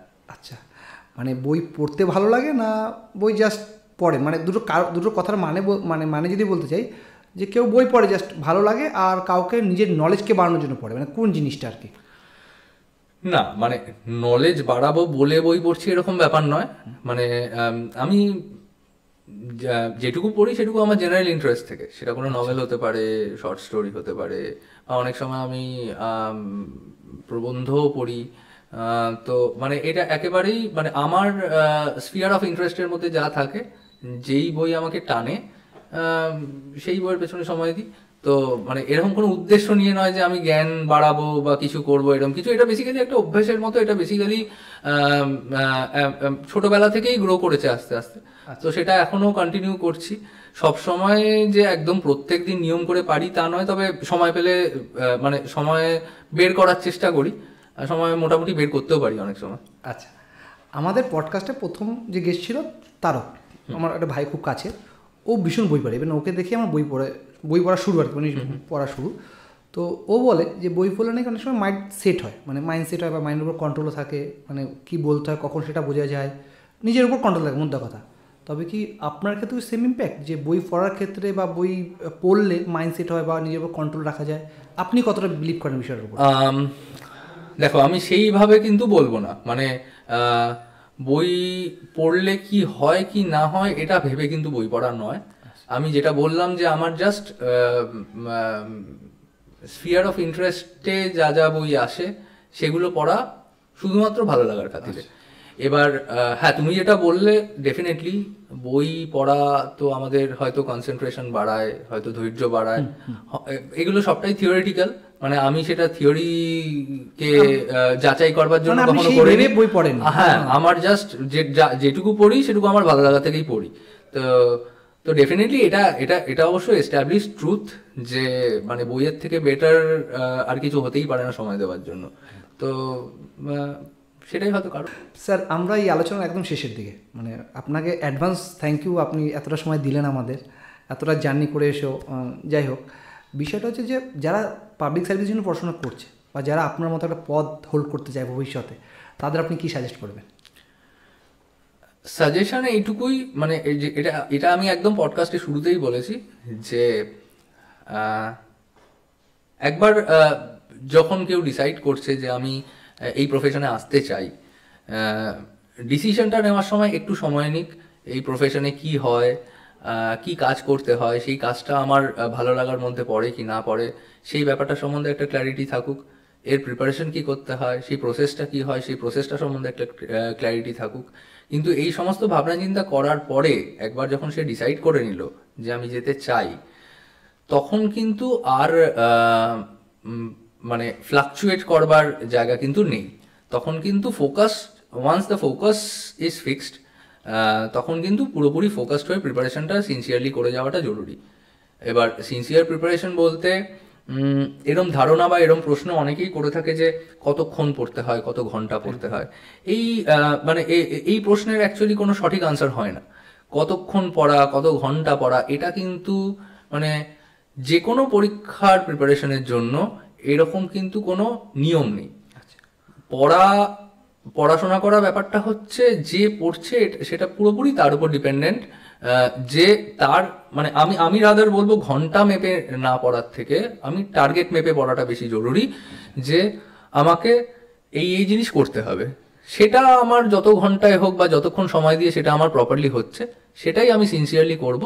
আরেকটা বড় জিনিস যেটা মানে আমরাও একটা সময় শুনেছিলাম, আমিও সবসময় বলে থাকি, সেটা হচ্ছে যে সিভিল সার্ভিসের প্রিপারেশন করার সময় প্রিপারেশনের যে একটা ফেজ থাকে, 1 বছর 2 বছর 3 বছর যাই হোক সেটা, এই সময়টা মানে পড়াশোনার একটা কনসিস্টেন্সি রাখা দরকার। যে কন্টিনিউয়াস পড়াশোনা হচ্ছে, মানে আমি একটা সময় হয়তো 7-10 দিন প্রচন্ড পড়লাম, তারপর আবার একটা গ্যাপ হয়ে গেল, এরকম কিছু না। আমি যাতে রেগুলার টাচে থাকি, আমি আজ যেটা পড়ছি আজ থেকে 1 মাস বাদে সেটা যেন আমার মাথা থেকে বেরিয়ে না যায়। পড়া, রিভিশন করা, ব্রাশ আপ করা, এটার একটা কন্টিনিউয়াস প্রসেস আছে। তো মানে বটম লাইনটা হচ্ছে যে মানে পড়াশোনার কনসিস্টেন্সিটা থাকা দরকার। তো সেটা যদি করা যায়, ফোকাস যদি ঠিক রাখা যায়, হেলথ যদি ঠিক রাখা যায়, সব মিলিয়ে আলটিমেটলি কিন্তু এই সমস্ত কিছু ঠিকঠাক করে যারা করে তারা মোটামুটিভাবে সাকসেসফুল বেশিরভাগ ক্ষেত্রেই হয়, লক্ষ্যে পৌঁছেই যায়। থ্যাংক ইউ স্যার, আপনাকে এতটা সময় দেওয়ার জন্য আমাদের চ্যানেলে। আর প্রথমত আপনাকে বেস্ট অফ লাক নেক্সট জায়গার জন্য। Thank you so much. আর আশা করছি ভবিষ্যতে কোনো দিন হয়তো আর একদিন আমরা বসবো একসাথে, তখন নতুন অভিজ্ঞতা নিয়ে জানবো। আজকের মতো থ্যাংক ইউ। না, আমারও খুব ভালো লাগলো। আমি জানি না সিভিল সার্ভিস রিলেটেড অনেক কথাবার্তা বলেছি, সেটা শুনে যদি যারা অ্যাসপিরেন্টস আছে তাদের যদি মনে হয় যে তার এতটুকুও কিছু কাজে লাগছে, মানে সেটার জন্য মানে আই উইল বি অনার্ড যে মানে আমার বলার থেকে কারোর যদি এতটুকু কোনো উপকার হয়, তো সেটা আমার জন্য একটা বিরাট পাওনা হবে। আশা করি স্যার অবশ্যই, কারণ আপনি এত সুন্দরভাবে বুঝিয়ে বললেন পুরো বিষয়টা, যারা পড়ছে যারা প্রিপারেশন তাদের অনেকেরই কাজে লাগবে এটা। দেখুন, মানে এটাও বলি, মানে আমরা যখন অ্যাসপিরেন্ট ছিলাম তখন মানে এটাও আমার বলা হয়তো উচিত। সেটা হচ্ছে আমরা যখন অ্যাসপিরেন্ট ছিলাম তখন শুরুর দিকটা একটা হাতড়ানোর ফেজ ছিল, যে কাকে জিজ্ঞেস করব, কার সাথে কথা বলবো। কারণ মানে কোনো একটা এইসব প্রিপারেশনের সময় বা প্রিপারেশনের শুরু করব কিনা বা শুরু করার পরে কিভাবে এগোবো, এই ব্যাপারে কিন্তু র্যান্ডম লোকের সাথে আলোচনা করা উচিত নয়। আমার যেটা মনে হয় যে মানে আমি কার কাছ থেকে সাজেশন নিচ্ছি সেই লোকটিও সঠিক লোক হওয়ার দরকার আছে। কারণ মানে আমি এরকম অনেক লোক দেখেছি যারা অনেক সময় খুব নেগেটিভ একখানা কথাবার্তা বললো, যেটাতে হয়তো মোটিভেশনটা নষ্ট হওয়ার চান্স থাকে, বা হয়তো মিসগাইডেড হয়ে আমি হয়তো সঠিকভাবে এগোচ্ছিলাম, আমি মিসগাইডেড হয়ে আমি আমার রাস্তা ভুল করে দিলাম। তো ওই জন্য র্যান্ডম লোকের সাথে কথা না বলে, যারা এক্সপিরিয়েন্স, যারা প্রপার লোক, যারা এই পার্টিকুলার প্রফেশনের সাথে জড়িত, যারা একসময় প্রিপারেশন করে ক্র্যাক করেছে, তাদের সাথে কথা বলাটা দরকার। সেটা আমিও বলেছি। নেগেটিভিটি প্রসঙ্গে আসি, সেটা হচ্ছে যে মানে আমি শুধু এটা খুব জেনারেলাইজ বলছি, শুধু সিভিল সার্ভিসের ক্ষেত্রে বলছি না। নেগেটিভ কথা বলার লোকজন কিন্তু প্রচুর থাকে। আমি একদম খুব পার্সোনাল এক্সাম্পল থেকে বলছি। আমি যখন ইঞ্জিনিয়ারিং না পড়ে ফিজিক্স অনার্স পড়তে গেলাম, আমাকে কিন্তু অনেকে ভীষণভাবে ডিসকারেজ করেছিল যে একটা লেন্দি প্রসেসে ঢুকতে চলেছো, মানে ওখানে সহজে জব পাওয়া সহজ, জবের প্রসপেক্ট ইজি। এটা থেকে যে প্রসপেক্ট নেই, ক্যারিয়ার প্রসপেক্ট নেই তা নয়, হয়তো তার থেকে অনেক ক্ষেত্রে ভালোও রয়েছে, কিন্তু ওই অনেকে ইজি বা শর্টকাট উপায়টা দেখে। তো ওই জন্য মানে যেটা হয়েছিল যে আমি ইঞ্জিনিয়ারিং পড়ছি না কেন, এটা নিয়ে অনেক পরিচিত মহলে প্রচন্ড রকম একটা মানে আমাকে নেগেটিভলি ইনফ্লুয়েন্স করার চেষ্টা করেছিল। তো তারপরে যখন আমি গ্র্যাজুয়েশন বা মাস্টার্সে আমি যখন ঠিকঠাক মোটামুটি মার্কস পেলাম বা ঠিকঠাক পারফর্ম করলাম, তখন তারা আর কিছু বললো না। আবার পরবর্তীকালে এমএসসি কমপ্লিট হওয়ার পর আমি যখন আরো সবাই পিএইচডি করতে যাচ্ছে, আমি পিএইচডি করতে না গিয়ে হঠাৎ করে একেবারে সিভিল সার্ভিসের প্রিপারেশন শুরু করলাম, একদম নতুন একটা চ্যাপ্টার, স্রোতের এগেনস্টে গিয়ে। তখন কিন্তু আবার এরকম একদল লোক ছিল যারা আমাকে খুব নেগেটিভলি ইনফ্লুয়েন্স করলো যে কেন তোমার গ্র্যাজুয়েশনে ভালো মার্কস, মাস্টার্সে ঠিকঠাক মার্কস, তুমি চাইলে কোনো ঠিকঠাক ইনস্টিটিউটে পিএইচডি করতে পারো, তাহলে তুমি করছো না, তুমি একটা আনসার্টেনিটির দিকে এগোচ্ছো, সিভিল সার্ভিস আদৌ ক্র্যাক যদি না হয় তখন তুমি কি করবে। তো এই ধরনের কথাবার্তাগুলো কিন্তু ডিমোটিভেটিং। তো যারা আমাকে ডিমোটিভেট করতো তাদেরকে আমি ইগনোর করতাম। তো ওই জন্য আমি অ্যাসপিরেন্টসদের বলবো যে যারা ডিমোটিভেট করে তাদের সাথে যত কম কথা বলা যায় ভালো। যদি কোনো কারণে এরকম ডিমোটিভেটিং লোকজনের সাথে ইন্টারাকশনও হয়, ওটা কিন্তু ঝেড়ে ফেলতে হবে, কারণ মোটিভেশনটা নষ্ট করার কোনো জায়গা নেই। যারা প্রপার গাইডেন্স দেবে, যারা প্রপারলি মোটিভেট করতে পারবে, বেছে বেছে তাদের সাথেই কথা বলে, তাদের থেকেই মানে এটা কিছুটা আমি কতটা নেবো আর কতটা ইগনোর করবো সেটা আমার পার্সোনাল ব্যাপার। কিন্তু মোটিভেশন লুজ করলে চলবে না। মানে যে কোনো জায়গায় এগিয়ে যাওয়া থেকে শুরু করে সাকসেসফুল হওয়া অবধি মোটিভেশনের একটা বিশাল বড় রোল আছে।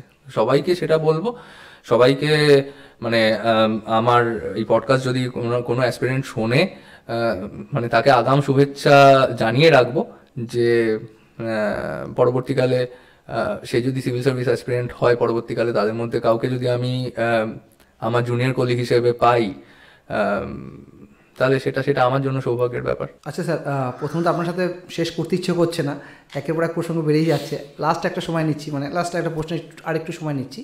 সেটা হচ্ছে যে কেউ ধরুন অনেকবার ট্রাই করলো, হলো না, মানে যেটা আপনাদের হয় যে এক্সাম দিচ্ছে হয়নি বা নানা রকম নেগেটিভে ইম্প্যাক্ট পড়ছে, মানে তার ফলে তো একটা নেগেটিভ ইম্প্যাক্ট পড়তে পড়তে একটা ডিপ্রেশনে যাওয়ার পথ খুলেই যায় কোনো না কোনোভাবে। তো যাতে ওই পথটা না খোলে তার জন্য কি করা উচিত, মানে সেই জায়গায় আপনি কি সাজেশন দেবেন? আমি সাজেস্ট করব মানে এই নেগেটিভিটি বা এই ডিপ্রেশনে যাওয়ার মতো স্টেজ কখন আসে অনেক ক্ষেত্রে, আমি সিভিল সার্ভিস প্রসঙ্গেই বলছি, সেটা হচ্ছে হয়তো সে একবার দুবার বা তিনবার সাকসেসফুল হলো না, একদম বা সাকসেসের খুব কাছে গিয়ে ফেলিয়ার হলো। তো সেক্ষেত্রে অনেক সময় ডিপ্রেশন আসার চান্স থাকে যে তাহলে কি আমার হবে না। সেক্ষেত্রে আমার যেটা বক্তব্য, মানে যদি বিগত বহু দশক দেখা যায়, সিভিল সার্ভিসে তো অ্যাটেম্প্ট লিমিটেড হয়। তো এবার এরকম মানুষ আছে যে ফার্স্ট অ্যাটেম্পটে ক্র্যাক করেছে এবং তার পছন্দ মতো সার্ভিস পেয়েছে। এরকম মানুষ আছে যে ফার্স্ট অ্যাটেম্পটে পছন্দের সার্ভিস পায়নি, সেকেন্ড বা থার্ডে গিয়ে পছন্দের সার্ভিস পেয়েছে। এরকম লোকও প্রচুর আছে, এরকম অফিসার প্রচুর আছেন যারা হয়তো তার ফার্স্ট কয়েকটা অ্যাটেম্পটে আদৌ ক্র্যাক করার ধারে পাশে পৌঁছাতে পারেননি, কিন্তু হয়তো তার লাস্ট অ্যাটেম্পটে গিয়ে খুব ভালো র্যাঙ্ক করে চান্স পেয়েছেন।